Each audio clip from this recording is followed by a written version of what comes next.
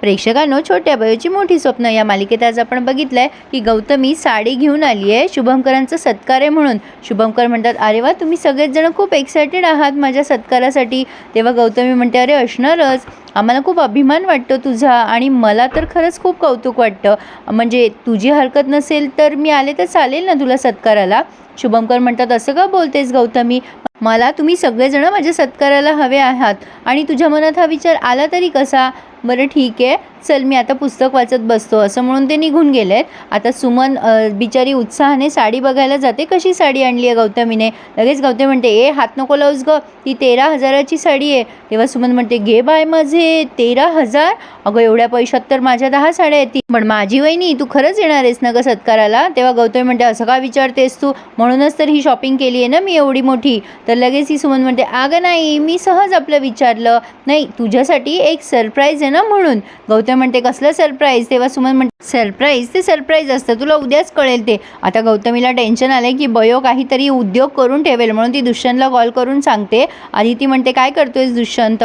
तेव्हा दुष्यंत म्हणतो, काय करणार, शुभंकरांच्या सत्काराची तयारी करतोय. गौतमी म्हणते, मला ना शंका आली आहे की ती बयो काहीतरी करेल म्हणून, तो विशाल आहेच तिच्या मदतीला. तेव्हा शुभंकर म्हणतो, हे सगळं त्यानेच घडवून आणलंय, त्यानेच ना ट्रस्टीजला सांगितलंय सत्काराचं वगैरे, मी तर त्याला बघणारच आहे आता. गौतमी म्हणते, पण आपल्याला त्या बयोकडे पण विशेष लक्ष द्यावं लागणार आहे, ती काही कुटाणे करून ठेवेल तिकडे. तेव्हा दुष्यंत म्हणतो, हे बघ गौतमी, तू आता या गोष्टीचा ना जरा सिरियसली विचार कर. तो शुभंकर तिथे लेक्चर वगैरे पण देणार आहे म्हणे मुलांसाठी, पण हे बघ आता तुला ना तुझे हे सगळे उद्योग बंद करावे लागतील, पण तुला माहिती आहे शुभंकर किती प्रामाणिक येते. तेव्हा गौतमी म्हणते, हो मला कल्पना आहे याची. तेव्हा दुष्यंत म्हणतात की सिरियसली विचार कर याचा, आणि आता फोन ठेवून देतात. बयो टेन्शनमध्ये असते जरा. तेव्हा विशाल म्हणतो, काय ग काय झालंय, तुझ्या चेहऱ्यावरचे रिपोर्ट का बदललेत. बयो म्हणते, सर मला ना टेन्शन आलंय जरा, मी विचार करते की मी कॉलेज बदलून निघून जावं. तेव्हा विशाल म्हणतो, बरी आहेस ना तू सरस्वती, अगं सेमिस्टर संपत आलेत आता, परीक्षा होईल तुमची, आणि अशा वेळेला तुला कोण ॲडमिशन नाही, कुठे जाशील तू हे कॉलेज सोडून. तेव्हा बयो म्हणते, माहीत नाही सर कुठेही जाईल, पण माझा काजवा इथे डॉक्टर म्हणून जॉईन होणार आहे आणि मला त्याच्यासमोर म्हणजे माझ्या बाबासमोर जायचं नाही आहे बयो म्हणून. तेव्हा विशाल म्हणतात, हे बघ तू न जरा शांत हो सरस्वती, काहीतरी तोडगा निघेल. बयो म्हणते, काय तोडगा निघेल सर, फक्त मला एवढंच माहिती आहे की मी बयो म्हणून माझ्या बाबांसमोर जाऊ शकत नाही, मला त्यांना डॉक्टर झालेलं बघायचं आहे आणि माझ्यामुळे हे सगळं जर झालं नाही तर मला खूप वाईट वाटेल. तेव्हा विशाल म्हणतो, अगं पण तुझ्या आईच्या स्वप्नांचं काय, तुला डॉक्टर नाही व्हायचं आहे का, तुझ्या आईने स्वप्न बघितलं आहे ना तुझ्यासाठी, त्याचं काय.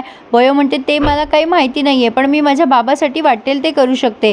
विशाल म्हणतो, हे बघ जरा शांत हो, आपण विचार करूयात यासाठी काहीतरी. आता कॉलेजमध्ये ना शुभंकरांचं लेक्चर मोबाईलवरती एक मुलगा दाखवतो सगळ्यांना. हेतल म्हणते, इराचे बाबा खूप छान बोलतात ना. अंकिता म्हणते, हो ना, ते आता आपल्याला लवकरच जॉईन होणार आहे आपल्या कॉलेजमध्ये. हेतल म्हणते, हो ना, पण ती जॅकफ्रूटवाली आहे ना, ती खूपच बडबड करत असते नेहमी. तेव्हा सहज हा दुसरा मुलगा म्हणतो, म्हणजे आता इथे यांची सहज गॉसिपिंग सुरू आहे प्रेक्षकांनो. तर हा मुलगा म्हणतो, इराची आई सिंगल मदर आहे ना.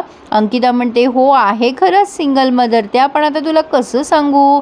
मग लगेच ती एक दुसरी मुलगी नवीनच दाखवली आज कोणीतरी, ती म्हणते, अरे मी सांगते ना तुला, ती इराची आई आहे ना ती सिंगल मदर आहे. खरं तर तिच्या आईवडिलांचा घटस्फोट झाला आहे आणि ती फोर्सफुली राहते तिथे, उगाचच त्या मुलांचं कारण देऊन तिथे राहत आहेत, त्यांची स्वतःची पोळी भाजून घेत आहे, दुसरं काय, म्हणजे ती बाई फुकट तिथे राहते असं काहीतरी हिला म्हणायचं असेल गौतमी. तर इरा हे सगळं ऐकते आणि खूप चिडते. तेव्हा ते मुलं म्हणतात, काय सांगतेस खरं की काय. मग ही मुलगी म्हणते, अरे हो, सगळ्यांना कॉलेज सुरू झाल्यापासून हे प्रकरण माहिती आहे, तुला नाही माहिती करे काय ग हेतल अंकिता, तुम्हाला माहिती आहे ना, मग सांगा की. हेतल म्हणते, मला काही माहिती नाही आहे, मला विचारू नको. आता इरा तिथे येते आणि त्या मुलीवरती खूप चिडते. साहजिक आहे, कोणी कोणाच्या आईबद्दल असं बोललेलं कोणालाच आवडणार नाही. इरा म्हणते, काय गे, तुला शिकवू का आता कशी पोळी भाजतात ते, तुला लाज कशी वाटली नाही का, माझ्या आईबद्दल वाटेल ते बोलते तर, नाही तुझी लायकी तरी आहे का माझ्या मम्माबद्दल बोलायची. आणि ती त्या मुलीच्या तोंडात मारते. आता ती मुलगी म्हणते, सगळं कॉलेज बोलते आणि सगळ्यांना माहिती आहे पहिल्यापासून. इरा म्हणते, जर तुम्हाला दुसऱ्या साईडची बाजू माहीत नसेल ना तर उगी कोणाला जज करू नये, आणि तुम्हाला माहिती तरी का माझ्या मम्माने काय काय केलं आहे, माझा बाबा गेल्यानंतर तिनेच आम्हाला सांभाळलं आहे, म्हणजे हे सगळं ना यांच्या पास्टबद्दल बोलत असतात. हे ऐकून इराला फार त्रास होतो, गौतमीबद्दल वाईट साईड बोलतात ना या मुली. मग इरा म्हणते तुला हे सगळं कोणी सांगितलं गं, वाटेल ते बोलतायत माझ्या आईबद्दल. आता लगेच हेतल म्हणते दुसरं कोण सांगणार आहे, त्या जॅकफ्रूटवालीलाच तुझ्याबद्दल सगळं एवढं डिटेल माहिती आहे ना, दुसरं कोणाला काय माहिती. खरं तर प्रेक्षकांनो माझा अंदाज आहे की अंकिता आणि हेतल या दोघींनीच ही लावालावी केलेली असणार आहे आणि बयोवर ढकलला. आता इराला तर बयोवर चिडायला कारणच हवं असतं. इकडे सुमन बयोचा म्हणजे छोट्या बयोचा हार काढत असते फोटोवरचा आणि म्हणत असते आता तुला जास्ती दिवस हा हार घालून नाही बसावं लागणार बयो, तू लवकरच दादाच्या समोर येशील. गौतम म्हणते काय बडबडतेस ग सुमन तू. सुमन म्हणते अगं ते काय आहे ना, मला अशी बडबडायची सवय आहे, माझं मन साफ आहे ना, त्यामुळे मी सगळं बोलून टाकते. मग लगेच गौतम म्हणते जास्ती बडबडत नको जाऊस, रडायची वेळ येईल तुझ्यावर. सुमन म्हणते आता बघू उद्यापासून कोण रडतंय ते, म्हणजे ही मनात तोंडातल्या तोंडात बोलते. गौतम म्हणते काय बोललीस ग सुमन. सुमन म्हणते अगं काय नाही माझी वहिनी. मग गौतम म्हणते हा हार का काढलास तू, हा हार घाल त्या बयोच्या फोटोला, तुला माहिती नाही का मेलेल्या माणसाच्या फोटोला हार घालतात ते. आता ती पुन्हा तिच्या हातातनं हार हिसकवते आणि पुन्हा हार घालून देते बयोच्या फोटोला. सुमन मनातल्या मनात विचार करते माझी वहिनी नाही, तुला तुझ्या हाताने हा हार काढावा लागला ना तर नावाची सुमन नाही. आता ही गौतमी पलटते तेव्हा सुमन जोरात हसते तिच्यावर आणि तिच्या कामाला जाते. गौतम विचार करते वेडीचे ही रमाकांत भाऊजी नाही आहे म्हणून अशी करते वाटतं. आता इकडे हे डिस्कस करत असतात विशाल आणि बयो काहीतरी केसबद्दल, म्हणजे त्यांच्या पेशंटबद्दल. तेवढ्यात इरा इथे येते आणि म्हणते काय गं तुझी हिंमत कशी झाली माझ्या मम्माबद्दल वाटेल ते बोलायची. बयो म्हणते मी काय बोलले आता. तेव्हा इरा म्हणते तुझी लायकी आहे का गं, वाटेल ते बोलतेस माझ्या आईबद्दल. विशाल म्हणतो इरा इनफ, काय चाललंय तुझं, हॉस्पिटल आहे हे आणि तू मेडिकल स्टुडंट आहे हे विसरू नको, आवाज खाली कर, हळू आवाजात बोल. इरा म्हणते मी हळू आवाजात बोलू आणि हिचं काय, हिचं खरं रूप तुम्हाला माहिती नाही आहे अजून. विशाल म्हणतो काय केलं आहे आता तिने, म्हणजे मला कळू तरी दे, मला कळेल ना मग. आता ही इरा म्हणते सर तुम्हाला माहिती नाही आहे, ही माझ्या मम्माबद्दल नाही ते ह्युमर्स पसरवती आहे की माझी मम्मा फोर्सफुली आमच्यासोबत राहते, माझा बाबाचा आणि तिचा घटस्फोट झाला आहे आणि असं वगैरे वगैरे जे काय झालं ते सांगते. वयो म्हणते इरा काही पण बोलू नकोस, रमणनाथाची शपथ घेऊन सांगते मी हे सगळं बोललेली नाही आहे आणि तुला कोणी सांगितलं ग हे सगळं. इरा म्हणते का तू जाऊन काय त्याला पनिश करणार आहे. वयो म्हणते नाही पण ते जे कोणी बोललंय ना ते बरोबर बोललंय. मला सांग तुझी आई कुठल्या नात्याने राहते का बाबांसोबत, तुझ्या आईचा आणि बाबांचा घटस्फोट झालाय ना. बघा प्रेक्षकांनो बयोला एवढी माहिती आहे आणि तरी पण बयो घाबरते गौतमीला की गौतमी शुभंकरांना मारून टाकेल ही समोर आली तर. मग इरा चिडते आणि म्हणते बघितलं सर हे हिचं खरं रूप आहे, काय काय भिकारडे तुला काय करायचंय, माझी मम्मा कुठल्याही नात्याने राहू माझ्या बाबाबरोबर. आता ती हात उघडते बयोवर. मग विशाल खूप चिडतो आणि म्हणतो इरा इनफ, असं कोणाला दोष देणं वेगळं आणि कोणालाही प्रूफ नसताना असं दोषी ठरवणं वेगळं, तू हात खाली कर आधी.